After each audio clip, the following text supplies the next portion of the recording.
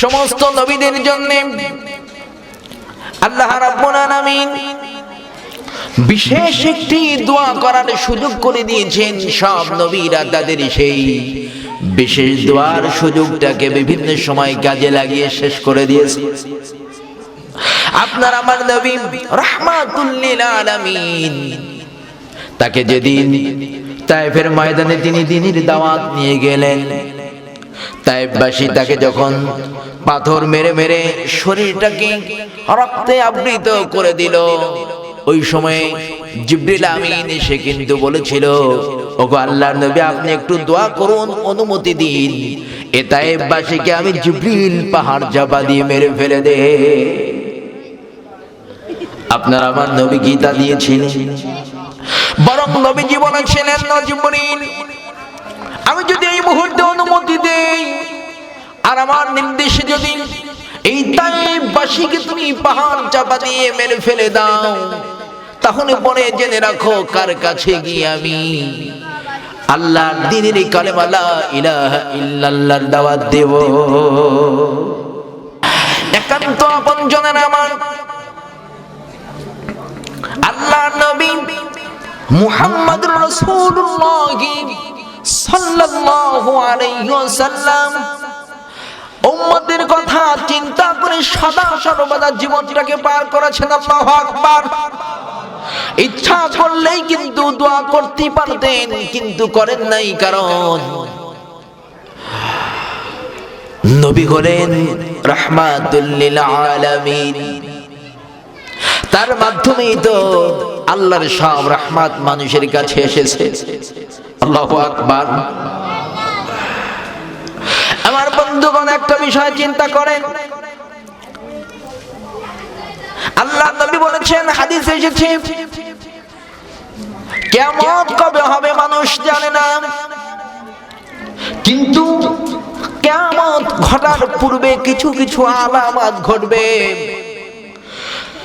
আল্লাহ নবী মুহাম্মদুর রাসূলুল্লাহ সাল্লাল্লাহু আলাইহি ওয়াসাল্লাম যেদিন এই ধরাধামে আগমন করেছেন, সর্বপ্রথম কিয়ামতের আলামত ওই দিন ঘটে গেছে।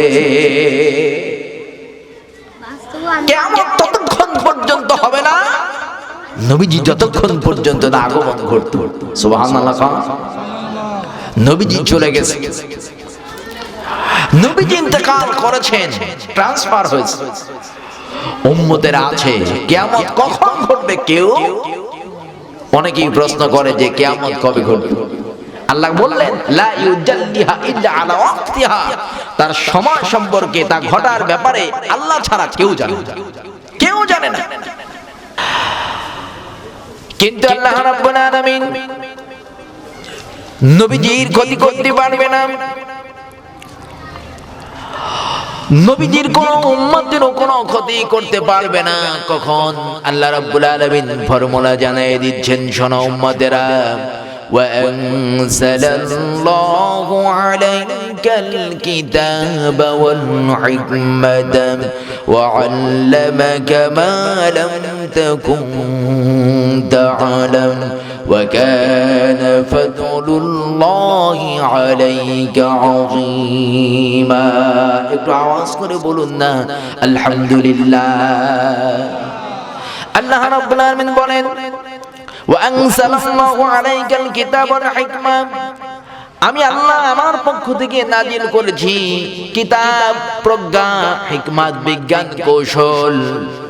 আর হে নবী, ওয়াল্লামাকা, আপনাকে শিক্ষা দান করেছি, মা লাম তাকুন তা'লাম, এমন একটা বিষয় শিক্ষা দিলাম যেই বিষয় শিক্ষা দেওয়ার পূর্বে আপনি সেটা জানতেন না। অজানা একটা বিষয় হে নবী আমি আল্লাহ আপনাকে শিক্ষা দিয়েছি। বলেন সুবহানাল্লাহ। নবীজি জানতো না, তাকে না জানা বিষয়টা আল্লাহ তাকে শিক্ষা দিলেন, জানায় দিলেন। আর আল্লাহ নিজের পক্ষ থেকে বললেন, ওয়া কানা ফাদলুল্লাহি আলাইকা আযীমা, হে নবী এই যে অজানা বিষয়টা শিক্ষা দিলাম, আপনার প্রতি কোরআন নাজিল করলাম কিতাব, তারপরে বিজ্ঞান, হিকমত নাজিল করলাম, আপনাকে অজানা বিষয় শিক্ষা দিলাম, এটি হলো আমি আল্লাহর পক্ষ থেকে সব থেকে বড় অনুগ্রহ। বলেন সুবহানাল্লাহ। এখান থেকে আমাদের এই আয়াতে কারিমা থেকে আমরা বুঝতে পারি, যদি অনুবাদকে আমরা একটু পর্যালোচনা করি তাহলে কয়েকটা বিষয় বের হয়। এক নম্বরে যে দয়ার মালিক একমাত্র, অনুগ্রহের মালিককে আল্লাহ। তাহলে আমাদের সদা সর্বদা ভরসা এবং তাওয়াক্কুল বা রহমত চাইতে হবে কার কাছে? আল্লাহর কাছে। অর্থাৎ দৃঢ়তার সাথে টিকে থাকতে হবে আল্লাহর প্রতি। এরপরে এই ধারণা রাখতে হবে যে আমি যদি আল্লাহর পথে চলি, আল্লাহর কাজ করি, আমার কেউ কোনো ক্ষতি করতে পারবে না, কারণ আমি আল্লাহর কাজ করি। কথা বলেন ঠিক কিনা? দেখবেন মুমিনের জীবনে বিপদ আপদ আসে, একটু বেশি আসে। আপনারা হয়তো অনেকে ভাবছেন যে এত নামাজ কালাম পড়ি, এত দান সাদাকা করি, তারপরেও বিপদ ছাড়ে না, অসুখ সুখ লেগেই থাকে পরিবারে, এ বিপদ জীবন। হ্যাঁ, আপনি যেহেতু ঈমানের দাবিতে এসেছেন, আপনার উপরে আল্লাহর পরীক্ষাটা একটু বেশি হবে। কথা বুঝছেন? যারা ঈমানের দাবিতে আসবে, আল্লাহ রাসূল বলেছেন, একজন সাহাবী আল্লাহ রাসূলের কাছে গিয়ে বলল, ইয়া রাসূলুল্লাহ সাল্লাল্লাহু আলাইহি ওয়াসাল্লাম, আমি তো আপনাকে ভালোবাসি। রাসূল আকরাম সাল্লাল্লাহু আলাইহি ওয়াসাল্লাম কিছু বলে না। সাহাবী আবার বললেন। আল্লাহর নবী বললেন যে তুমি বলো তো দেখি আবার কি বলেছো? তিনি বললেন, ইয়া রাসূলুল্লাহ, আমি তো আপনাকে ভালোবাসি, মহব্বত করি। সুবহানাল্লাহ। নবীজি সাল্লাল্লাহু আলাইহি ওয়াসাল্লাম উম্মতকে ডেকে বললেন, ও উম্মত শুনে রাখো, যেহেতু তুমি আল্লাহর নবীকে ভালোবাসো, এখন তোমার উপরে বিপদ আপদ বালা মুসিবত আসবে, ওই রকম করে আসবে তসবির দানা, মালার দানা যদি একবার রশিটা ছিঁড়ে যায়, যদি উঁচু করে ধরা হয়, নিচের দিকে দানা পুঁতিগুলি যেমন পড়তে থাকে দ্রুত, এইভাবে করে তোমার উপর বিপদ আপদ আসবে, এর জন্য রেডি থাকো। যত বেশি আপনি নিজেকে ঈমানের আওতায় আনবেন, তত বেশি পরীক্ষার সম্মুখীন হবেন। এটি হচ্ছে ঈমানের দাবি। আল্লাহ আপনাকে দিবে একটা জান্নাত, দামি জিনিস, অথচ আপনাকে যাচাই বাছাই করবে না, পরীক্ষা করবে না, তা তো হয় না। তাই আপনাকে খাঁটি করে নেওয়ার জন্য আল্লাহ পাক যেন আপনি নিজে আসলে হকদার, এইটা প্রমাণ করে তাকে আল্লাহ পাক জান্নাত দিবে, সেই জন্য পরীক্ষা বেশি হয়। সুবহানাল্লাহ বলে।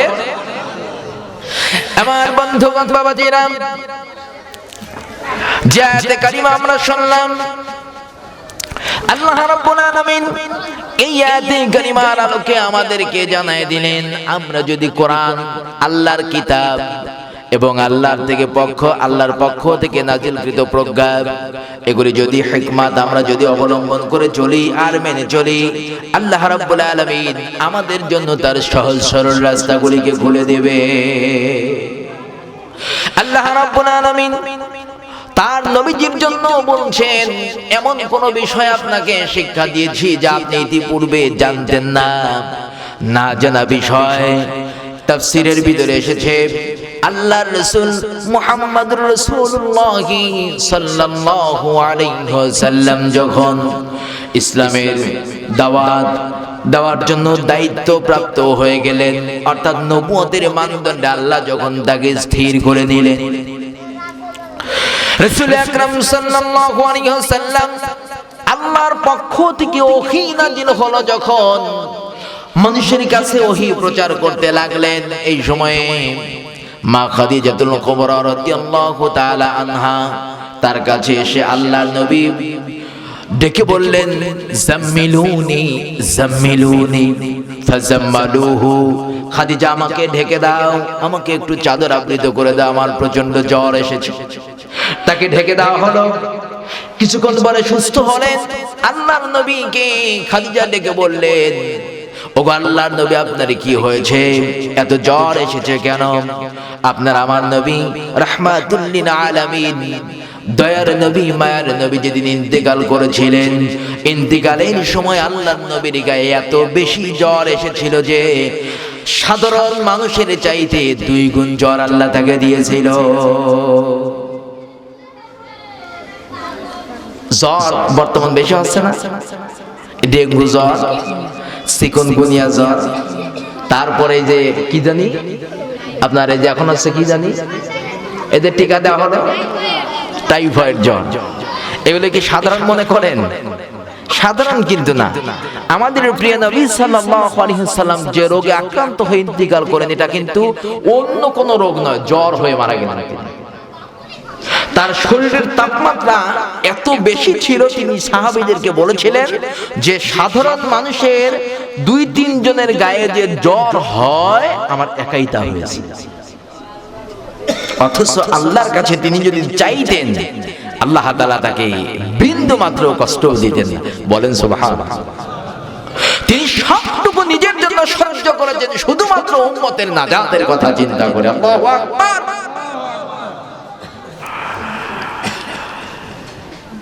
সমস্ত নবীদের জন্য আল্লাহ রাব্বুল আলামিন বিশেষ একটি দোয়া করার সুযোগ করে দিয়েছেন। সব নবীরা তাদের সেই বিশেষ দোয়ার সুযোগটাকে বিভিন্ন সময় কাজে লাগিয়ে শেষ করে দিয়েছে।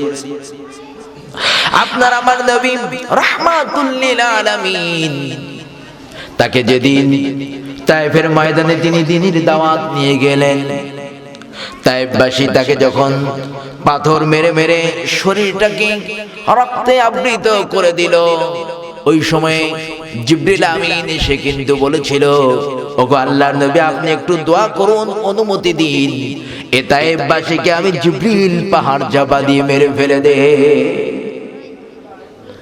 আপনার আমার নবী গীতা দিয়েছিলেন, বরং নবীজি বলেছিলেন, জিবরিল, আমি যদি এই মুহূর্তে অনুমতি দেই আর আমার নির্দেশে যদি এই তায়েফবাসীকে তুমি পাহাড় চাপা দিয়ে মেরে ফেলে দাও, তাহলে পরে জেনে রাখো কার কাছে গিয়ে আমি আল্লাহর দ্বীনের কালেমা লা ইলাহা ইল্লাল্লাহর দাওয়াত দেব। একান্ত আপনজনের আমার আল্লাহর নবী মুহাম্মদুর রাসূলুল্লাহ সাল্লাল্লাহু আলাইহি ওয়াসাল্লাম উম্মতের কথা চিন্তা করে সদা সর্বদা জীবনটাকে পার করেছেন। আল্লাহু আকবার। ইচ্ছা করলেই কিন্তু দোয়া করতে পারতেন, কিন্তু করেন নাই, কারণ নবী হলেন রাহমাতুল লিল আলামিন। তার মাধ্যমেই তো আল্লাহর সব রহমত মানুষের কাছে এসেছে। আল্লাহু আকবার। আমার বন্ধুগণ, একটা বিষয় চিন্তা করেন, আল্লাহ নবী বলেছেন, হাদিসে এসেছে, কিয়ামত কবে হবে মানুষ জানে না, কিন্তু কিয়ামত ঘটার পূর্বে কিছু কিছু আলামত ঘটবে। আল্লাহ নবী মুহাম্মদুর রাসূলুল্লাহ সাল্লাল্লাহু আলাইহি ওয়াসাল্লাম যেদিন এই ধরাধামে আগমন করেছেন, সর্বপ্রথম কিয়ামতের আলামত ওই দিন ঘটে গেছে। কিয়ামত ততক্ষণ পর্যন্ত হবে না নবীজি যতক্ষণ পর্যন্ত না আগমন ঘটতো। সুবহানাল্লাহ। নবীজি চলে গেছে, নবীজি ইন্তেকাল করেছেন, ট্রান্সফার হয়েছে, উম্মতের আছে। কিয়ামত কখন ঘটবে? কেউ অনেকেই প্রশ্ন করে যে কিয়ামত কবে ঘটবে। আল্লাহ বললেন, লা ইউজাল্লিহা ইল্লা আলা ওয়াক্তিহা, তার সময় সম্পর্কে, তা ঘটার ব্যাপারে আল্লাহ ছাড়া কেউ জানে না, কেউ জানে না। কিন্তু আশ্চর্যের ব্যাপার হলো, যেদিন আল্লাহ নবী পৃথিবীতে এসেছেন, ওই দিন প্রথম কিয়ামতের আলামত শুরু হয়ে গেছে। আল্লাহু আকবার। আপনার আমার সেই নবী রাহমাতুল লিল আলামিন, তার জীবনী থেকে শিক্ষা গ্রহণ করা আপনার আমার জন্য একান্ত জরুরি বিষয়। আজকে আমরা কত মনীষীর জীবনী খুঁজি, কত জনের কাছে গিয়ে তার জীবন বৃত্তান্ত শুনে আমরা আশ্চর্যান্বিত হই, কিন্তু অনেক মুসলমান আছে, নাম করে মুসলমান, দাবি করে মুসলমান, কিন্তু আল্লাহর নবীকে চেনে না।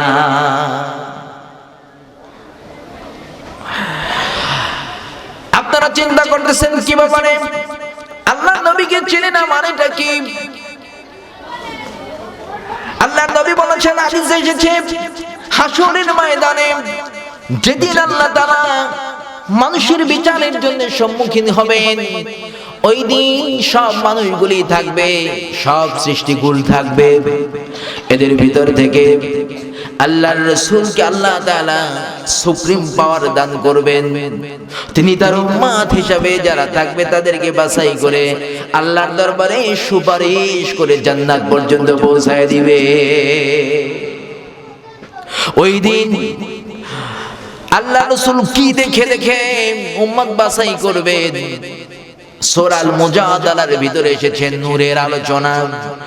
যারা নবীজির উম্মত হবে আল্লাহ রাব্বুল আলামিন তাদের কপালে নূর চমকায় দেবে। ওই নূর দেখে দেখে আল্লাহ নবী নিজের উম্মত হিসেবে হাউজে কাউসারের পানি তাদেরকে পান করায় দেবেন। আল্লাহর কাছে সুপারিশ করে তার জান্নাত পর্যন্ত পৌঁছায় দেবে। আমার বন্ধুগণ, এই নূর তো তার কপালে থাকবে যে শুধু পাপের কাজ করে, কথা কয় না, যে মাদকতা সেবন করে পান করে তার জন্য থাকবে, যে নামাজ পড়ে না তার জন্য থাকবে, যে জালসায় আসে না ফাঁকে আড্ডা পিটায় তার জন্য হবে, কথা কয় না। আপনারা কি কথা বুঝতেছেন নাকি? আল্লাহর নবী মুহাম্মদুর রাসূলুল্লাহ সাল্লাল্লাহু আলাইহি ওয়াসাল্লাম যে উম্মতটা তার সাথে সম্পর্ক রেখেছে, যে উম্মতটা আদর্শ অনুসরণ আর অনুকরণের মাধ্যমে নবীজির শিক্ষা গ্রহণ করেছে, নবীজিকে মেনে নিয়েছে, কেবলমাত্র শুধুমাত্র একমাত্র তার জন্য আল্লাহ রাব্বুল আলামিন এই নূর দিয়া দিবে। এর নাম হচ্ছে ঈমানি নূর। আল্লাহু আকবার। আমার বন্ধুগণ একটু খেয়াল করেন, আল্লাহ নবী মুহাম্মদুর রাসূলুল্লাহ সাল্লাল্লাহু আলাইহি ওয়াসাল্লাম হেরা গুহায় দাঁড়িয়ে ধ্যানমগ্ন, হেরা গুহায় ধ্যানমগ্ন থাকলেন। আল্লাহ তাআলা তাকে ওহী নাযিল করলেন, নবুয়তির মানদণ্ডে তাকে স্থির করে আনলেন। খাদিজাতুল কুবরা রাদিয়াল্লাহু তাআলা আনহা নবীজি যখন ওই হেরা গুহায় ধ্যানমগ্ন থাকতেন, তার কাছে কষ্ট করে খাবার তৈরি করে রান্না করে আল্লাহর নবীকে যেন অভুক্ত না থাকে তার জন্য আল্লাহর নবীকে খাওয়ানোর জন্য মা খাদিজা খাবার নিয়ে চলে যেতে। একজন মহিলা মানুষ ওই উহুদ পাহাড়ে যারা হাজী সাহেবগণ হজ করতে গিয়েছেন তাদের মুখে শুনেছি সাধারণ একজন মানুষের উঠতে এখন অনেক প্রক্রিয়া করে দিয়েছে, তারপরে নাকি 2.5 থেকে 3 ঘন্টা লাগে। আমার আপনার মা জননী খাদিজাতুল কুবরা রাদিয়াল্লাহু তাআলা আনহা একজন মহিলা মানুষ। এই মহিলা মানুষ তারপরেও ওই জামানায় কোনো প্রক্রিয়াধীন করা ছিল না, কোনো ব্যবস্থা ছিল না, সাধারণ স্বাভাবিক অবস্থা ছিল না। তারপরেও কষ্ট করে তিনি আল্লাহর নবীর জন্য ওই হেরা পাহাড়ে খাবার নিয়ে পৌঁছায় দিতে। একটু মহব্বতের সঙ্গে জিকির করি লা ইলাহা। আচ্ছা, একটু আপনারা জিকির করেন আর একটু আপনারা একটু সামনের দিকে আগে আসেন। আসলে পেছনে জায়গাটা বসবার মতো তেমন নেই, যার কারণে অনেকেই হয়তো এসেও ফিরে যাচ্ছে। আপনারা একটু সামনে যে ফাঁকা জায়গাটা একটু পুরা করে বসেন। লা ইলাহা মহব্বতে লা ইলাহা, আরো জোরে লা ইলাহা।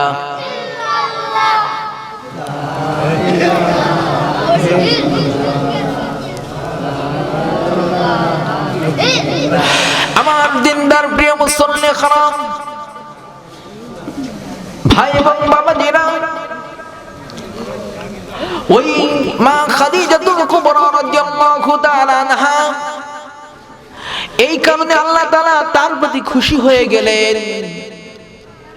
জিবরিল আমিনকে পাঠিয়ে দিয়ে আল্লাহর নবীকে আল্লাহর নবীর কাছে পাঠিয়ে দিলেন, জিবরিল যাও তুমি, আমি আল্লাহর পক্ষ থেকে নবীজির মাধ্যমে তুমি মা খাদিজাতুল কুবরা রাদিয়াল্লাহু তাআলা আনহাকে আমি আল্লাহর পক্ষ থেকে সালাম দিয়ে এসো।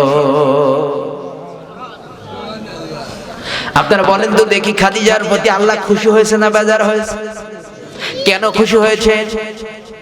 তিনি নবীজিকে ভালোবেসেছেন, নবীজিকে সঙ্গ দিয়েছেন, নবীকে সেবা শুশ্রূষা করেছেন।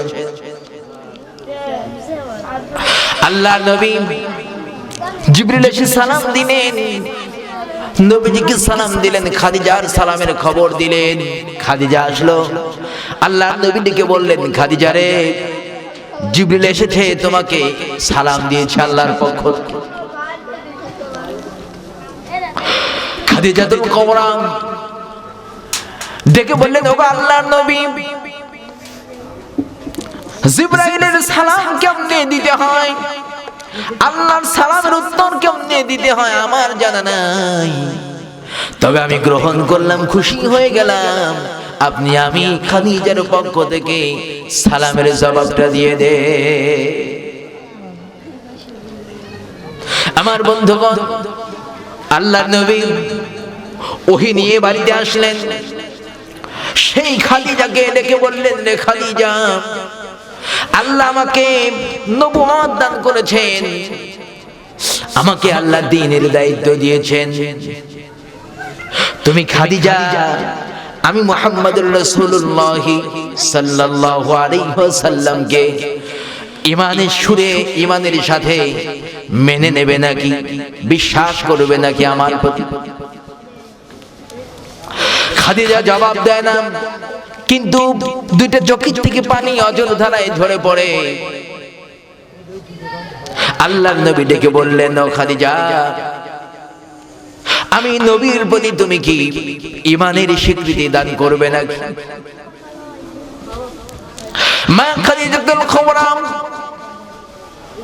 আল্লাহর নবীকে ডেকে বললেন, ওগো আল্লাহর নবী,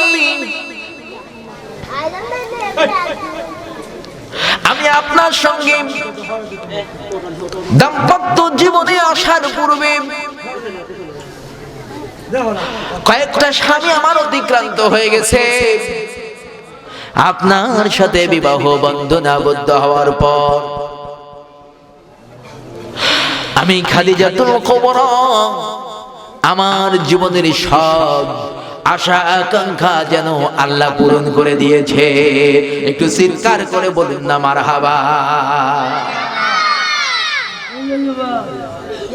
ওগো আল্লাহর নবী, বিবাহের পূর্বে আপনার সততা, ব্যবসা বাণিজ্যের লেনদেন করার মাধ্যমে আমি জানতে পেরেছি, বুঝে গেছি যে আপনি কতটুকু ন্যায়পরায়ণ, আপনি কতটুকু সততার সাথে জীবন পরিচালনা করেন। ওগো আল্লাহর নবী, আপনার সাথে থেকে আপনার যে আচরণ, কথাবার্তা, কাজকর্ম, ব্যবহার, মাধুর্য, আপনার লেনদেন, সততা, সব সম্পর্কে যতদূর পর্যন্ত আমি খাদিজা জানতে পেরেছি আর বুঝতে পেরেছি, আমার কোনো সন্দেহ নাই, এই সাক্ষ্য দিচ্ছি নিঃসন্দেহে আপনি আল্লাহর নবী। মা খাদিজাতুল কুবরা রাদিয়াল্লাহু তাআলা আনহা আল্লাহর নবীর সঙ্গে পড়ে নিলেন, লা ইলাহা ইল্লাল্লাহু মুহাম্মাদুর রাসূলুল্লাহ। জোরে পড়ি, লা ইলাহা, জোরে জোরে লা ইলাহা, আর জোরে লা ইলাহা,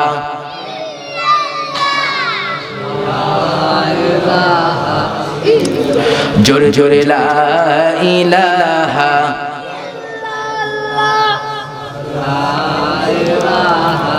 আমার বন্ধুগণ, আল্লাহ নবী এক এক করে হযরতে আবু বকর সিদ্দিক রাদিয়াল্লাহু তাআলা আনহু,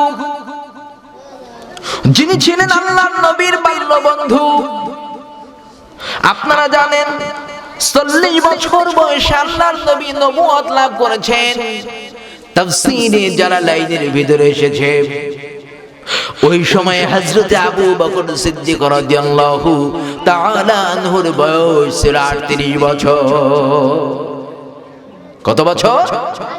38 বছর। আল্লাহর নবী সিদ্দিক আকবরের কাছে গিয়ে বলে, আবু বকর, মহান আল্লাহ তাআলা তার নবুয়ত আমি মুহাম্মাদের প্রতি স্থির করে দিয়েছে, আমাকে ওই আল্লাহ তার নবী এবং রাসূল হিসেবে রিসালাতের দায়িত্ব দান করেছে। ও আবু বকর, তুমি তো আমার বন্ধু, বাল্য জীবনের বন্ধু তুমি। খাদিজাতুল কুবরা ইসলামের দাওয়াত পেয়ে ইসলাম কবুল করে ফেলেছে। ও বন্ধু আবু বকর, তুমি কি আমি নবীর প্রতি সাক্ষ্য দিবে নাকি? আমি নবীর প্রতি সাক্ষ্য দিয়ে ঈমানি কালেমা তুমি কি গ্রহণ করে নেবে নাকি?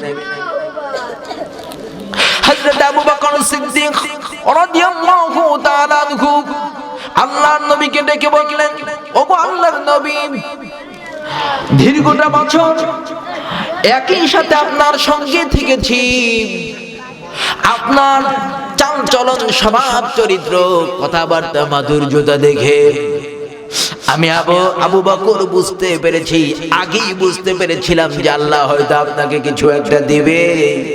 যেহেতু আপনি এখন দাওয়াত পেশ করলেন, আমি আর আপনার ওই আনিত বিধান থেকে দূরে থাকতে চাই না।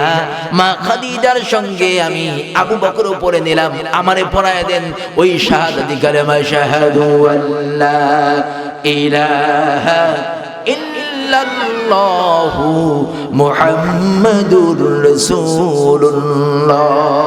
জোরে পড়ি লা ইলাহা, জোরে জোরে লা ইলাহা।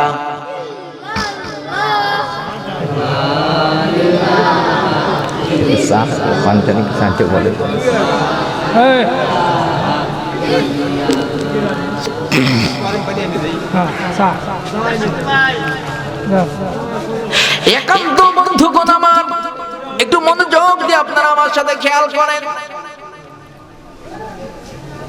আল্লাহ নবী মুহাম্মদুর রাসূলুল্লাহ সাল্লাল্লাহু আলাইহি ওয়াসাল্লাম আবু বকর ইসলাম কবুল করলেন, সাথী হয়ে গেল দুইজন। কয়জন? সব সময় সাথে সাথে থাকতো হযরত আলী রাদিয়াল্লাহু তাআলা আনহু। আল্লাহর নবীর ঘরের মধ্যেই সে আল্লাহর নবীর সাথে ঘুমাতো, শুয়ে থাকতো। একে তো চাচাতো ভাই, দ্বিতীয়ত বয়সে নবী, নবীজির সাথে সবকিছু করতে থাকতো। পিতা আবু তালেব তিনি কিন্তু ইসলাম কবুল করেন নাই, ছেলেকে আদেশ দান করেছেন ওই যে মুহাম্মদুর রাসূলুল্লাহ সাল্লাল্লাহু আলাইহি ওয়াসাল্লাম, আলী তার সঙ্গে সব সময় থাকবা। সে কি করে তার অনুসরণ করবা, অনুকরণ করবা, সে যা বলে তা মেনে নিবা। কখনো যেন মুহাম্মাদের বিরোধিতা তোমারে না দেখি। সেই দিন থেকে হযরত আলী রাদিয়াল্লাহু তাআলা আনহু আল্লাহর নবীর সাথে সব সময় তিনি চলতেন থাকতেন। আওয়াজ করে বলুন আল্লাহু আকবার। আল্লাহর নবী আলীর কাছে গেলেন, আলী ইসলাম কবুল করলাম। এভাবে করে দাওয়াতি মিশন চলতে লাগলো, সংখ্যা বাড়তেই লাগলো। আরবের কাফেররা আবু জেহেল, উতবা, শাইবা, আবু সুফিয়ান এরা আল্লাহর নবীর বিরোধিতা করতে লাগলো। বিরোধিতা করতে করতে যার কাছে গিয়ে বিরোধিতা করে আল্লাহর নবীকে সে দেখতে আসে, আল্লাহর নবীর দুটি কথা শুনে, আল্লাহর নবীর সাথে একটু গোপনে তাকে তালকিন করে। করতে করতে দেখা যায় ওই লোকটাই আল্লাহর নবীর প্রেমে আসক্ত হয়ে যায় আর আল্লাহর নবীর প্রতি ঈমান আনয়ন করে মুসলমান হয়ে যায়।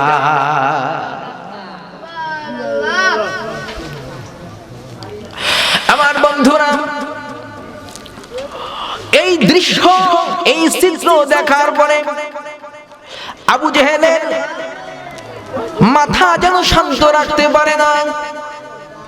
আবু সুফিয়ানকে ডাক দিয়ে পরামর্শ করে, কিন্তু মনে মনে আবু সুফিয়ান, আবু জেহেল তারাও জানে মুহাম্মাদুর রাসূলুল্লাহ সাল্লাল্লাহু আলাইহি ওয়াসাল্লাম যা বলেন, যা করেন, যা করতে বলেন এটা আসল ব্যাপার, এটাই খাঁটি, এটাই সত্য। আল্লাহু আকবার।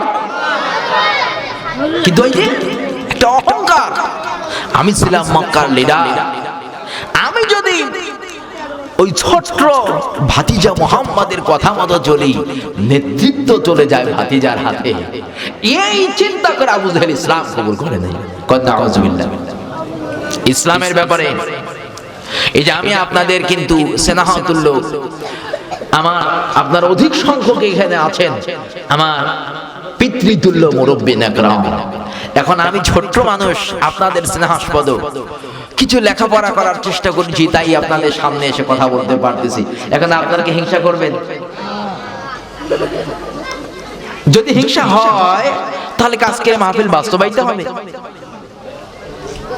তাহলে বুঝতেই পারতেছেন আবু জেহেল ঠিক এই চিন্তাটাই করেছিল।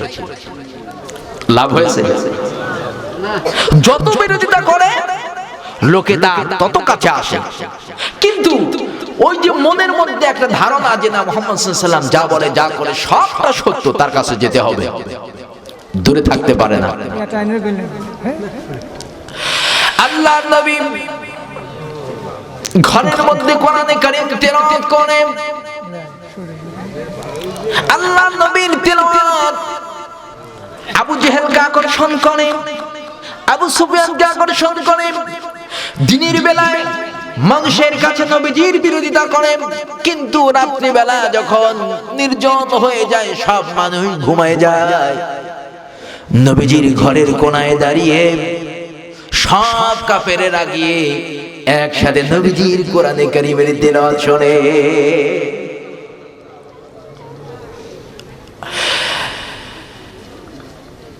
একবার যে আবু জেহেল সিদ্ধান্ত গ্রহণ করল, মুহাম্মাদের প্রতি নাজিলকৃত কোরআন যদি আমরা শুনি, এই খবর যদি লোকেরা জানতে পারে আমাদেরকে মানবে না, আমাদের গোমর ফাঁস হয়ে যাবে।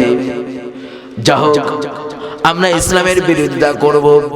এই বিরোধিতা করতে করতে আমরা এক পর্যায়ে তাদেরকে স্তম্ভিত করে দেব, থামিয়ে দেব। মক্কার জমিন থেকে যেন আমাদের বাপদাদার ধর্মটা জলাঞ্জলি দিতে না পারে মুহাম্মদ, সদা সর্বদা সে ব্যবস্থা আমরা করব। এই জন্য আমরা তো অনেক বাধা বিপত্তি দিলাম, কোনোভাবেই পারি না, নিজেরা পর্যন্ত আকৃষ্ট হয়ে যায়, ঠিক না?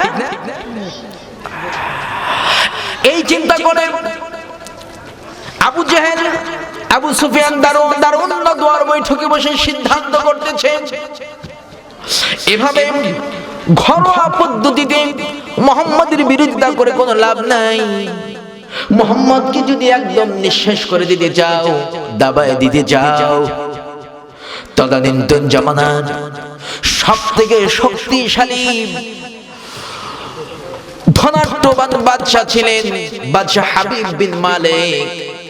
শক্তিধর একজন বাদশা, সৈন্য সামন্ত দিয়ে জৌলুস তার পুরা রাজ্যটা তিনি আঁকড়ে রেখেছেন, কেউ টু শব্দ করে না, এমনকি বিভিন্ন রাজ্য পর্যন্ত তিনি জোর করে দখল করেন।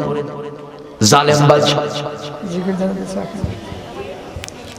আবু সুফিয়ান আবু জেহেলের প্রস্তাব করে, ও আবু জেহেল নেতা, মুহাম্মদকে যদি দাবায় দিতে চাও, আমাদের এই চেষ্টা করে কোনো লাভ নাই, বরং ওই সিরিয়ার বাদশা হাবিব বিন মালিককে যদি একটু দাওয়াত করতে পারো, আর উনি যদি আমাদের দেশে এসে মুহাম্মদকে একটু কড়া হুমকি দিয়ে যায়, সৈন্য সামন্ত লোকজন নিয়ে এসে যদি একটু দাপট দেখায়, এতে ভয় হয়ে যাবে, পিছপা হয়ে যাবে, থেমে যাবে।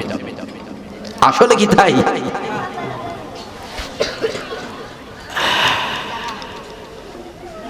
এই পর্যায়ে দারুণ নদওয়াত বৈঠকে বসে সিদ্ধান্ত হয়ে গেল, ঠিক আছে তাই করা হবে। ঠিক আছে, খাতা কলম নিয়ে আসো, চিঠি এখনই লেখো। চিঠি লেখা কমপ্লিট হয়েছে, পোস্ট করা হয়েছে। হাবিব বিন মালিকের কাছে চিঠি পৌঁছে গেছে। হাবিব বিন মালিক তাফসীরের ভিতরে এসেছে 12,000 সৈন্য নিয়ে। কত হাজার? একটু বলেন কত হাজার? 12,000 সৈন্য সাথে নিয়ে মুহাম্মদ সাল্লাল্লাহু আলাইহি সাল্লামকে ইসলামের দাওয়াত থেকে বিরত রাখার জন্য, বাধা দেওয়ার জন্য সশস্ত্র সংগ্রামে রওনা করেছে। তো যা হোক, আল্লাহ তাআলা যদি আমাদেরকে সে পর্যন্ত সুস্থ রাখে, তৌফিক দান করে আমরা আবার কথা বলার দিকে অগ্রগামী হব ইনশাআল্লাহ। সে পর্যন্ত আল্লাহ তাআলা আপনাদের সবাইকে সুস্থ রাখুন, ভালো রাখুন। আল্লাহ তাআলা আপনাদের সবাইকে নবীজির আদর্শ, নবীজির সুন্নাহ অনুযায়ী জীবন পরিচালনার তৌফিক দান করুন। আল্লাহুম্মা আমিন। সবাই একটু জোরে বলুন আল্লাহুম্মা আমিন। আপনারা সবাই খাস দিলে আমার জন্য একটু দোয়া করবেন যেন আল্লাহ তাআলা আমার শরীরকেও সুস্থ রাখে এবং আপনাদের মাঝে আরো কোরআন সুন্নাহর গবেষণা এবং চর্চা করবার মতো তৌফিক দান করেন। সকলে বলুন আল্লাহুম্মা আমিন।